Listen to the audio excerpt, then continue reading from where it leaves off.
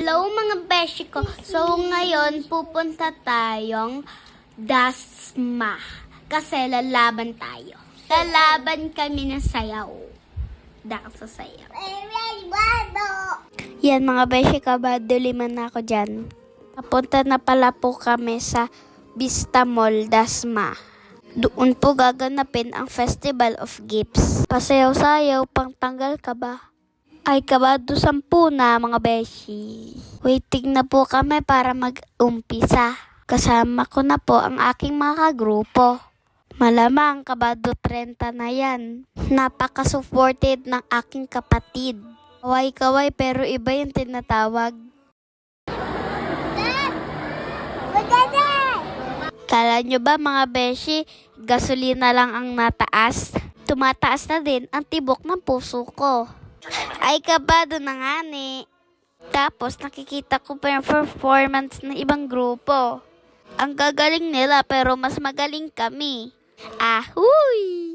Siyempre, tiwala lang sa sarili. Gagaling naman talaga. Basta taga Amadeo. Diga. Oh my God! Wow! Mga beshi, pinapapila na kami. Malapit na kami sumayaw. Hay nako, kabado 95 na. Kami nang sunod. Ang hirap na huminga. This is it, pansit. Noodin nyo muna kami sumayaw. Talagang mangkenting maigi.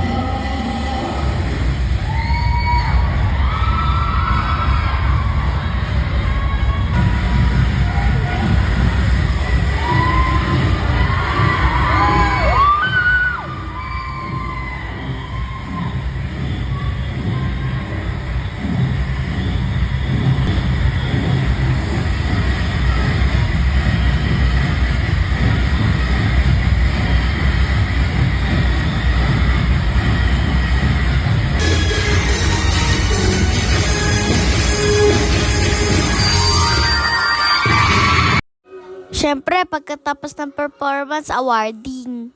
Ito, kabado 100 na. St. Mary Catholic Parochial School of Amadeo, congratulations for achieving the